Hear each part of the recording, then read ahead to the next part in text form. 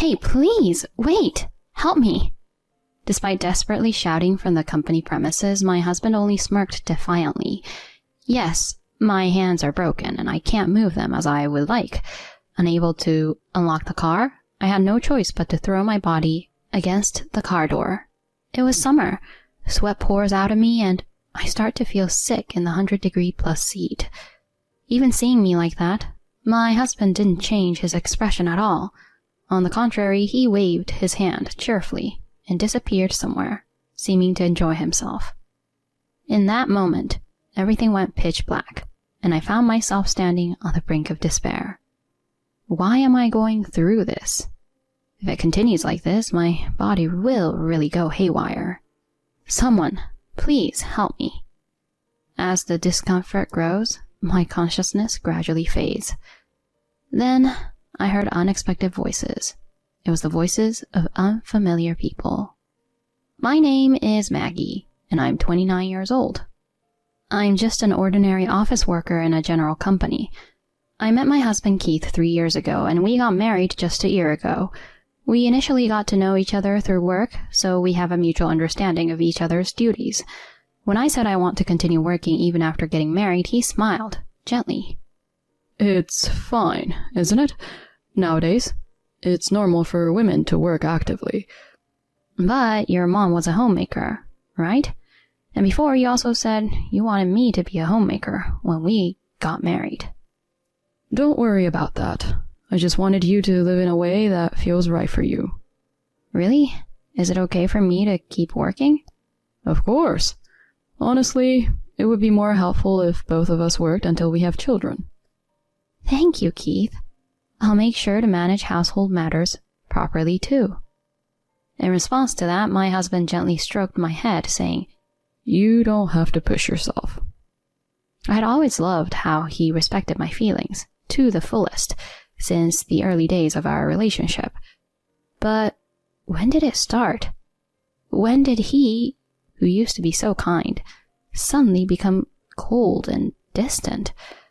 The first time I felt a sense of discomfort was about 6 months into our marriage, on a certain day. During this time, my work was hectic, and I was dealing with days filled with continuous overtime. With a lot on my plate, and having assumed a managerial position at a young age, I had to approach my duties with a sense of responsibility. On the other hand, my husband's company rarely required overtime. Since promotions were mostly based on a fixed schedule, he usually returned home earlier than I did. On this particular day, when I returned home, I found my husband lying on the sofa, playing video games. His suit and socks were strewn about, and there was no preparation for dinner. The used dishes were left as they were. Suppressing in a sigh that seemed ready to escape, I rolled up my sleeves and started doing the dishes. At that moment, without turning his face towards me, my husband continued to focus on the game screen and casually said, Hey, is dinner ready yet? I'm pretty hungry, you know. Upon hearing those words, my hands, which were washing dishes, came to a halt. The juggling act between work and household chores seemed to have reached its limit for my mind and body. Normally, I could have brushed it off with a sorry or I'll prepare it soon, but on this day, I just couldn't ignore my husband's words. Still standing in the kitchen, I suddenly realized I was raising my voice at him. What's that about? I just got home, you know. If you're going to say that, couldn't you at least do the dishes or make some simple side dishes? Huh? Why me? Aren't household chores your responsibility? My responsibility? Why? We both work. Well, you brought it up. When we got married, you said, I'll do my best with household chores too. Of course, I said that. But does that mean I have to take on all the burden? Isn't that unfair? Then quit your job. Well, my salary isn't that high, and I can't afford to give you an allowance. But if that's okay with you, I can do that. What is that? I never expected to hear such things, and I found myself at a loss for words. Standing there, dumbfounded, he chuckled as if mocking me. What? Were you thinking selfishly? Like wanting to work but not do household chores or something? No, that's not it. I just want you to help out a bit. Help out? Didn't you decide to handle both work and household chores on your own? Why should I have to help? It just doesn't make sense. Isn't it normal for couples who both work to share household responsibilities? I never thought you'd say something like that. Huh? Don't shift the blame onto me. You decided that on your own, so take responsibility for it. Okay? My husband, almost spitting the words out, said that, and once again began to focus on the game. Unable to retort any further, I held back the welling tears and could only desperately continue with the household chores. Why do I have to go through all this alone? We are a married couple. Couldn't he help a little? I just want to have a happy marriage. What's wrong with that? From this day onward, my husband's words and actions escalated rapidly. Even if he came home late due to overtime, he started hurling abusive words at me. Hey, why are you always so late? How long do you intend to keep dinner waiting? Sorry, but I did tell you beforehand that I would be late today before leaving for work. Huh? Like I would know that? You're using work as an excuse. Typical of a woman to abandon household chores. No, I didn't mean to neglect chores with a broom. Then, what is it? The result of prioritizing work is this, right? Ah, I thought I married a good wife, but I feel like I've been betrayed. You don't have to say it like that. Faced with me on the verge of tears, my husband sighed as if it were a bother. The kindness reminiscent of our early days of dating was nowhere to be found, replaced only by harsh words. Each day, my mind and body approached their limits within this challenging routine. Despite that, what made me want to continue the marriage was the presence of my in-laws. They lived about an hour away by car from our modest apartment, and they regularly visited, bringing delicious cakes and sweets from my favorite shops. Each time, they would speak kind words to me. I loved how they treated me with affection, like their own daughter. Today, once again, my in-laws showed up with smiling faces. Today, Mom and I stopped by Maggie's favorite shop, and they had a new dessert on sale. Oh, come on. We were so excited and bought it all for Maggie. It genuinely makes me happy when they take actions with me in mind. Accepting the paper bag handed over by my father-in-law, I expressed my gratitude with a beaming smile. Thank you so much, Mom and Dad. I'm really grateful for your thoughtfulness. Always. What are you saying? Maggie is our precious daughter, so it's only natural.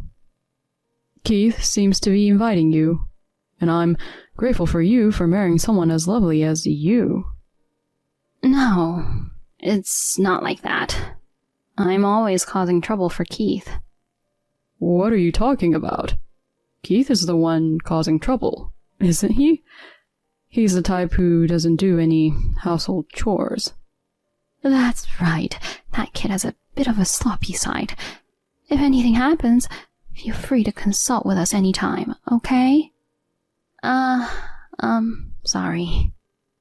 As they were having such a conversation, my husband barged in at just the right moment. He pulled me close and began to act like a happily married couple. Both Mom and Dad worry too much. We get along really well, and we share the household chores properly. Really? I can't believe you can do such skillful things. That's right. You're just handing everything over to Maggie. That's not true. I do my share of household chores since Maggie is working, you know. What about it, Maggie? I shuddered involuntarily at my husband's smiling face. How could he tell such lies as effortlessly as breathing? Nevertheless, I couldn't afford to cause trouble for my in-laws because of me. I desperately responded with a smile that said, "Yeah, it seems that way." Seeing that, my in-laws smiled happily. That's right. I must not ruin this happiness. For the sake of my beloved in-laws, I had to endure. Every time my in-laws visited, I repeated the act of pretending to get along well with my husband. One day, something happened. After work, I fell on the stairs at the station, resulting in fractures in both arms. Bystanders called an ambulance, and I had to be transported to the hospital for emergency treatment. I was forced to stay in the hospital for a while. Since my job involves using a computer, this injury could impact my work. When I contacted the company and explained the situation, they told me not to push myself and take a break, so I decided to take about 2 months off. Both the injury and the need to take time off from work were entirely due to my own carelessness, so there was no helping it. But what saddened me the most was that my husband didn't visit me once during my hospitalization. After about 2 weeks in the hospital, I was discharged. I had informed my husband of my discharge date, but there was no response from him. Maybe Keith won't come to pick me up after all. Unable to move both arms, I couldn't carry my belongings and take the train home. I had no choice but to pick up a taxi at the hospital and go home. While pondering such thoughts, I headed to the hospital's main entrance with the assistance of a nurse. There I was met by my husband, waiting with a refreshing smile. Maggie, I've been waiting for you. Huh? Keith, why? Why?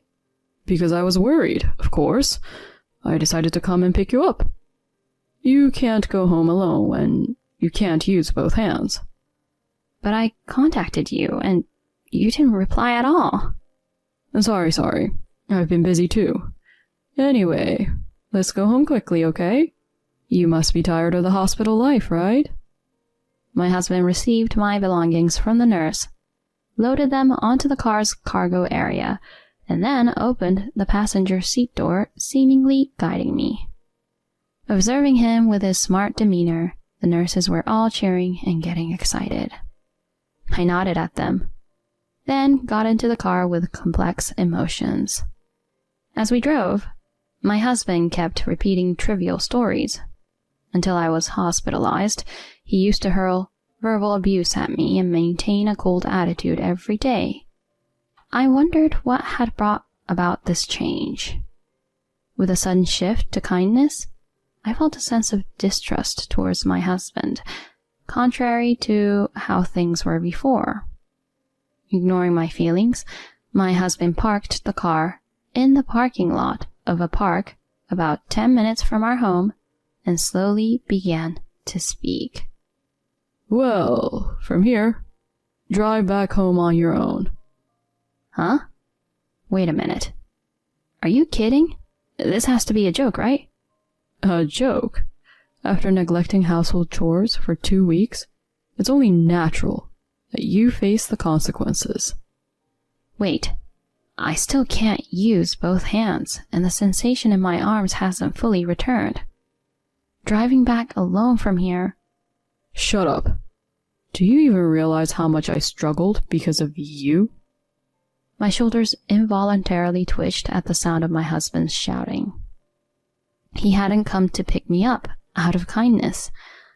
He considered my 2 weeks of hospitalization as neglecting household chores and had purposely come to pick me up to administer punishment, specifically to make me drive. My husband unfastened only his seatbelt and tried to exit the car. As he stepped outside to close the door, I pleaded desperately with him. Wait, Keith. Once I've healed, I promise I'll take care of the household chores properly. You've been slacking off for 2 weeks already, haven't you? Excuses won't work now. Please, forgive me. If I'm left behind in this intense atmosphere at work, it will only get worse by the time I reach the venue. I don't care. Fix your hands quickly and come out on your own. That's... The husband coldly uttered his words and forcefully slammed the car door shut. To make matters worse, he locked it from the outside. Hey, please, wait, help. Desperately, I raised my voice from inside the car. However, the husband just smirked mockingly. The sensation in both hands has yet to fully return. Unable to open the car lock from the inside, I had no choice but to throw my body against the door. No matter how many times I tried to calm down, my body remained unresponsive. It was summer, with temperatures exceeding 100 degrees Fahrenheit. Sweating profusely in the scorching heat, I began to feel nauseous. Despite witnessing my condition, my husband showed no change in expression. On the contrary, he happily waved and disappeared somewhere. In that moment, everything in front of me went pitch black, and I found myself standing on the brink of despair. Why am I in such a situation? If things continue like this, my body might truly go awry. Someone, please help.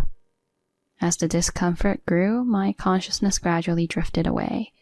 I no longer had the energy to move my body, and my vision began to blur. Maybe it's over. Just as I was about to close my eyes, Maggie! I wake up with a start at the loud call. Looking out the window, my in-laws continue to call my name with pale faces. Father! Mother! Are you okay? The keys? Can't you open it? Oh no! Maggie's arm! My father-in-law hurriedly tries to open the door, but it doesn't budge because it's locked. Then he grabs a nearby concrete block and smashes it against the rear window with all his might. After repeating this a few times, cracks gradually appear on the window and it slowly shatters. Through the broken area, my father-in-law reaches in and unlocks the car from the inside. Maggie, are you okay? Being pulled out of the car by my in-laws, I was shedding tears of relief. Yeah. It was scary. I was so scared. Holding me gently like a child, my mother-in-law comforted me. When I heard the story, it turns out they were on their way to our house. Passing by the park, they noticed our car, and recognizing the license plate, they found me in a dazed state inside. Tell us, what happened?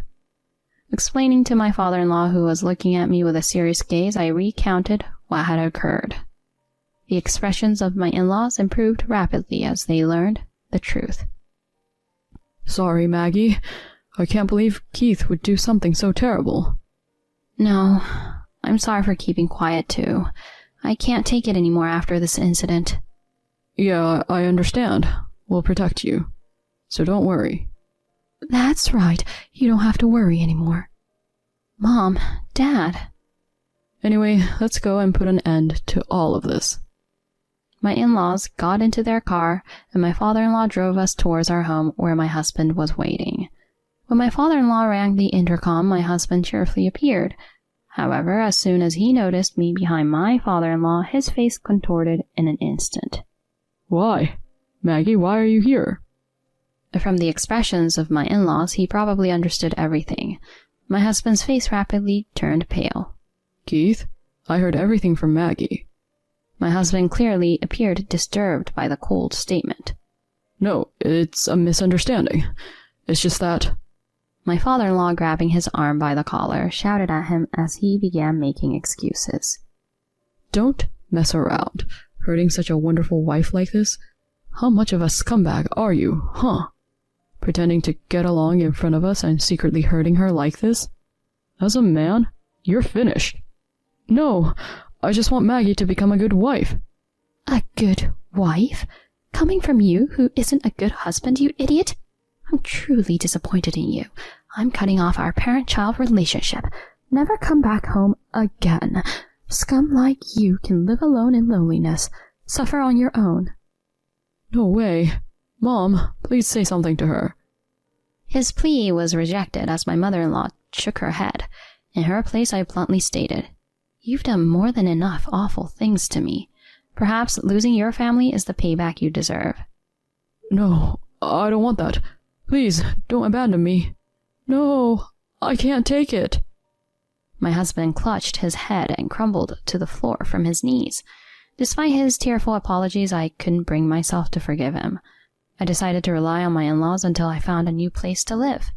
With my parents-in-law as witnesses, I divorced my husband. Perhaps fearing his parents, Keith readily signed the divorce papers. Instead of seeking alimony, I demanded he never to be involved in my life again. Since we had common colleagues at work, news of our divorce quickly spread. Afterward, Keith seemed to have a hard time at work, repeatedly being late or absent without notice. It seemed like it was only a matter of time before he would be fired. But I felt no sympathy for him. Let him sit behind bars and suffer for all I care. I can never thank my supportive parents-in-law enough for saving me at that time and continuing to support me. They are my benefactors. I hope to repay my in-laws properly in the future, no matter how it takes shape. For now, let's focus on fully recovering from the injuries.